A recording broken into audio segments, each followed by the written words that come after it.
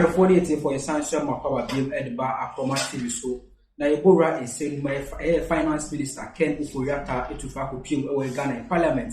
And it is a budget for 2024 no. So I have 2 January media everyone means every from my connected some Ken Ofori so to need to and so that when send a budget in ACA for the buy will do uncommon. And economic policy of the Republic of Ghana and Section 21(3) of the PFM Act 2016 of Act 921, I respectfully, Mr. Speaker, present to you the budget statement and economic policy of government for 2024 financial year. Mr. Speaker, I beg to move that this august House approves the financial policy of the government of Ghana for the year ending 31st December 2024.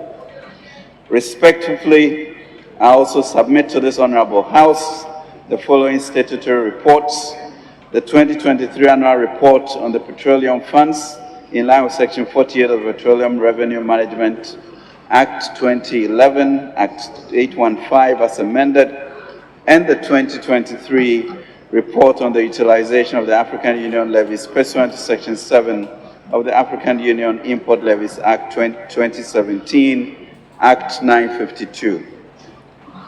Mr. Speaker, this budget is an abridged version of the 2024 budget statement and economic policy of government. We have also developed a more detailed update on sectorial performance in a Volume 2 document. I request the Hansard Department to kindly capture these documents as the budget statement and economic policy of government for the financial year 2024. Mr. Speaker, I stand here today to present the 2024 budget, which seeks to advance us on the path towards fiscal consolidation, macro stability, and growth that began a year ago. Mr. Speaker, I first want to take the opportunity to express immense appreciation to His Excellency the President for the privilege to present the national budget on his behalf over the past 7 years. More importantly, I want to express my profound gratitude to God for the grace, mercy, and favor toward our nation. Together with the psalmist, let us say, "Bless the Lord, O my soul, and all that is within me. Bless his holy name. Bless the Lord, O my soul, and forget not all his benefits." Psalm 103, 1-2, Mr. Speaker. Mr. Speaker, I also wish to express my deep appreciation to you, Right Honorable Speaker, and the honorable members for their support over the years. We have not only agreed, but we also eventually find common ground in the interest of the Republic, and as we share in this collaboration, which will continue. Mr. Speaker, almost a year ago on Thursday, 24th November 2022, I presented the 2023 budget and, as always, gave an honest and forthright update on the economy, highlighting the extent of the challenges facing our country. Indeed, a month before, His Excellency the President also pointed out that never have so many malevolent forces come together in a perfect storm to impact our lives so dramatically. Key macro indicators then were uninspiring. Against that backdrop, I then presented government's plan of recovery, focusing on restoring macroeconomic stability, coordinating an equitable debt operation program, ensuring that the vulnerable are well protected, negotiating a strong IMF program, a strong private sector growth agenda, and attracting significant green investments to promote growth. Mr. Speaker, in 2 out of the last 7 years, 2020 to 2022, the Ghanaian economy has faced challenges. The economy, growing at an average of 7% with a single-digit inflation, declining interest rates, and a stabilizing currency, suffered unforeseen shocks like many other economies.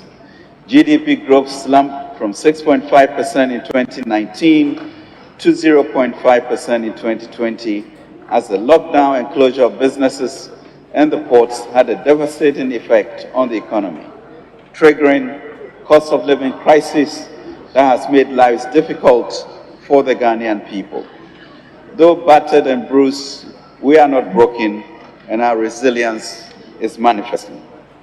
Mr. Speaker, we also saw the damaging effect that the economic downturn had on Ghana's already stretched revenues. This was even made worse by the additional expenditures that were required during the COVID-19 pandemic to ensure that life and livelihoods were protected. Mr. Speaker, 2020 was also in an election year, the first ever election in the Fourth Republic with zero donor funding. However, government sensitivity to our people was remarkable. No layoffs in the public service, salaries were dutifully paid over the year, free water and electricity for the entire population was provided, especially the lifeline consumers. Indeed, entrepreneurship was not ignored as this House passed a 600 million CD cap bus program for GEA, which was effectively deployed. Mr. Speaker, permit me to clarify that the disruption to our macroeconomic path over the last few years was not peculiar to Ghana. The global disruption to supply chains, adjustments to new forms of work, and shifts in demand pursued some of the most cataclysmic effects on inflation and growth worldwide. This set off the worst form of global cost of living crisis since World War II. We turned the corner when in record time, we completed the IMF first review of 6 performance criteria, 3 indicative targets, and 3 structural benchmarks. Our task now and in the medium term is twofold: to maintain stability and to keep on growing. We are determined to remain on the course of increased growth, currency stability, and disinflation over the medium term. Our future growth prospects are certainly brighter, and I'm confident that this budget, this victory budget, this NKUNIM budget would ensure that we boldly walk. The Finance Minister Ken Ofori is to also an assembly to 2 joint minister on a sustainable path towards creating decent jobs and wealth for our people. For with national dedication, the Lord will continue to give us treasures from dark places and hidden riches in secret places. Mr. Speaker, our promise to all stakeholders, in particular to the people of Ghana, is that the Akufo-Addo government is determined to maintain the discipline, compassion, and creativity required to keep the economy stable and maintain the robust growth. Mr. Speaker, today I accordingly present the 2024 budget to set out the broad medium-term policy framework underpinning our approach towards recovery and stability with growth. Among other things, it provides a pathway towards fiscal consolidation and macro stability. It sets out the new debt sustainability path after the excruciating domestic debt operation with aftershocks on the financial sector. It outlines the policy priorities underpinning the 5-year growth strategy with focus on selected initiatives over the next 14 months. It comes just after the successful first review of the 3-year, $3 billion IMF ECA program, where we reached a staff-level agreement on Ghana's performance in meeting the 6 QPCs, 3 indicative targets, and 3 structural benchmarks. In the US, Mr. Speaker, inflation surged from a low of 1.8% in 2019 to 6.5% by 2022, and is currently at 3.7%. We have seen this reflect in interest rate decisions by the US Federal Reserve and also in benchmark yields. The yield on the 10-year US Treasury instrument is currently at 4.6% compared to 1.4% 2 years ago. This is an economy whose currency is a global reserve currency. We see similar trends in the Eurozone and also in the UK. Inflation in the UK, Mr. Speaker, was 1.7% in 2019 and recorded at 11.1% in October 2022, a 41-year high. Mr. Speaker, in the media review, I informed the House that we had started turning the corner. Today, it is evident that we turned the corner when inflation started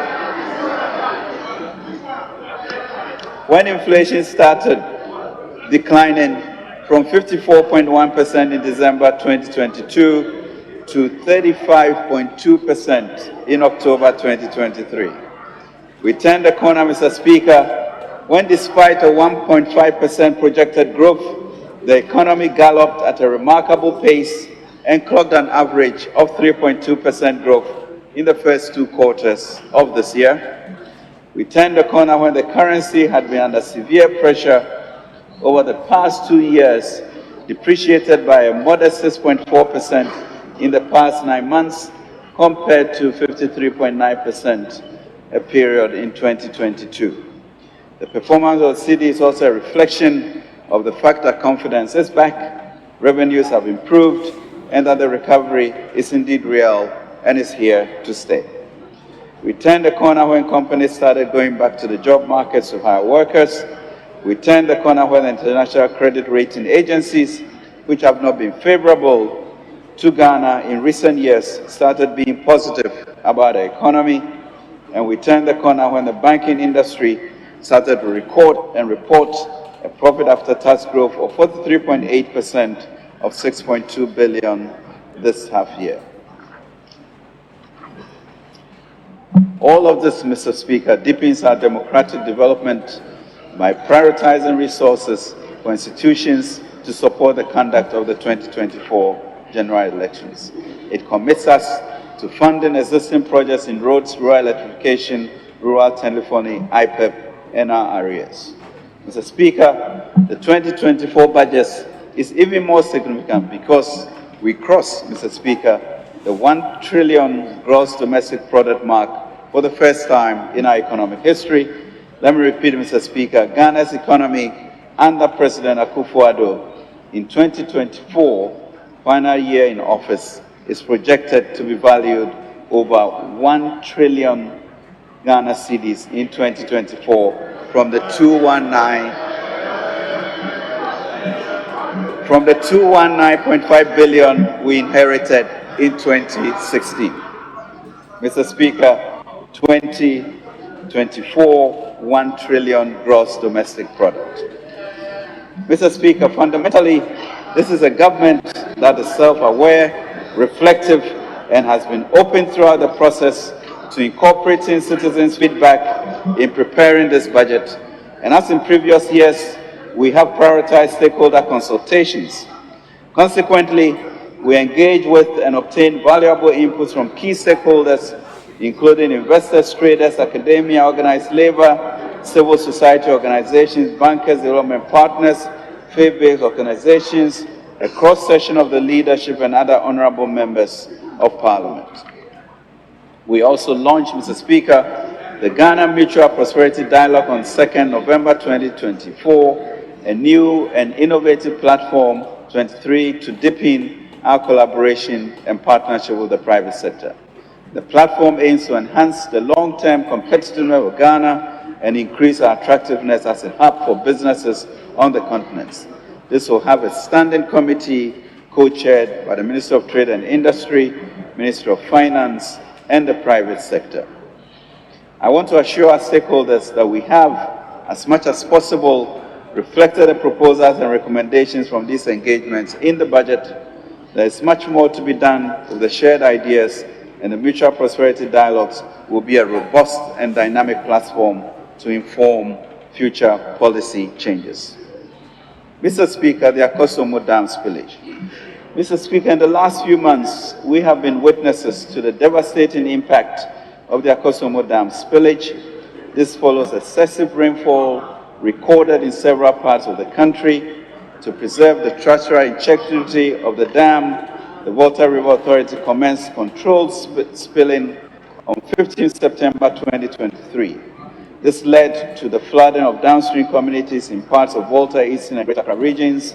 The heavy rainfall also caused flooding upstream of the Akosombo Dam and impacted communities in the Savannah, Oti, and Bono East regions. Government, through VRA and NADMO and various agencies under the 13-member high-level interministerial committee headed by the Chief of Staff, comprising of the Ministries of Energy, Finance, Local Government, Environment, Interior, Health, Sanitation, and Water Resources, Defense, Roads and Highways, Education, Information, Health, and Gender, have subsequently, Mr. Speaker, provided various forms of support to the impacted communities. The support included food and related items, drinks, mattresses, mosquito nets, coils, clothes, baby food and diapers, sanitary pads, treated water services and storage tanks, solar lamps, sanitation services, of utility services, and some social infrastructure. Mr. Speaker, the visit of the officials of the Ministry of Finance and myself with VRA to the victims of the Akosombo Dam spillage in Mepe in the Volta region was truly revealing and sobering. Indeed, we empathize with the families that have been affected and displaced by the spillage. We met victims, townsfolk, children, and the chiefs, and of course, the Honorable Member of Parliament, Okujeto, during the visit.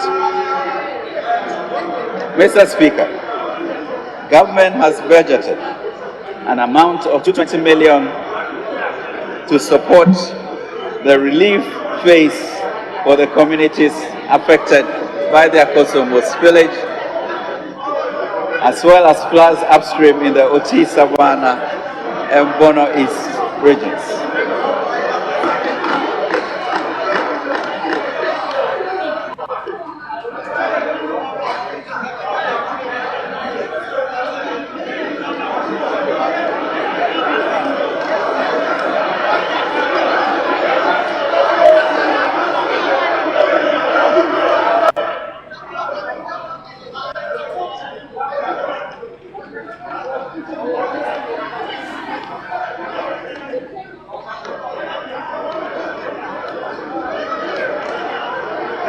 Mr. Speaker. Honorable members, this is for your eyes only.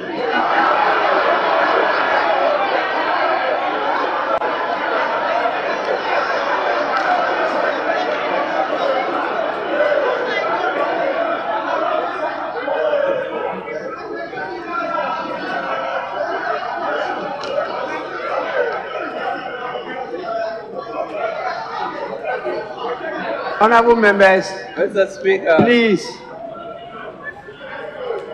it is not for your mouth, it's for your eyes. So let's go on. Let's go on. Mr. Speaker, we couldn't help but to show a shot of the Honorable Member of Parliament, Okujeto, in this picture. Mr. Speaker, in addition, the Ministry of Finance, after the visit, was quickened to respond. We have requested funding from the World Bank under the IDA Crisis Response Window to support the resettlement of the victims, restoration of livelihoods, compensation, and reconstruction of infrastructure in the affected communities. Mr. Speaker, we recognize the place of climate policy and financing to help address the long-term effects of climate change on victims of drought, flooding, and other adverse weather events. Accordingly, the Ministry has applied to the Global Shield Against Climate Risk Fund, an initiative launched by President Nana Akufo-Addo and Chancellor Scholz during the COP27 in Sharm el-Sheikh, to assess additional financial resources to support communities upstream and downstream of the Akosombo Dam. I convey the sincere appreciations of His Excellency the President and the entire government to all groups and individuals who have empathized with and supported the affected families. It is in the same spirit that we must continue to be grateful to God that no lives have been lost due to the devastating spillage from the Akosombo Dam and the support that we have all given. Mr. Speaker, we have worked hard and invested significant resources, and being sure of this knowledge, I can confidently assert that over the past 7 years, every sector has been positively impacted. Every household has been positively impacted by our social intervention programs. And every region has been positively impacted. Indeed, President Akufo-Addo has deepened decentralization development by investing $442 million to create and resource 6 new administrative regions, the most in our history since independence. Consistent with our policy on what we call preferential options for the poor, i.e. leaving no one behind, we have been historic in enhancing social mobility and protected the vulnerable in our society. In this regard, we have since 2017 improved access to quality senior high school education for about 5.7 million Ghanaians by investing 8 billion cedis in the future of our next generation. We have increased enrollment and learning outcomes of 3.8 million pupils by investing over 3.6 billion in the school feeding program. We have reformed the NHIS to improve and expand health service delivery to 16 million Ghanaians out of the targeted 20 million Ghanaians. We have supported foundational education of over 6 million pupils by investing 248.5 million as capitation grants. Mr. Speaker, we also have more women in schools than men. We have improved the quality of life of about 350,000 Ghanaian households under the LEAP program by investing 1.2 billion Ghana cedis. Mr. Speaker, it has been 7 I'm the Kasibu in a business, Kasibu, Bremidin, Edio Bingi or Sechi, Macram.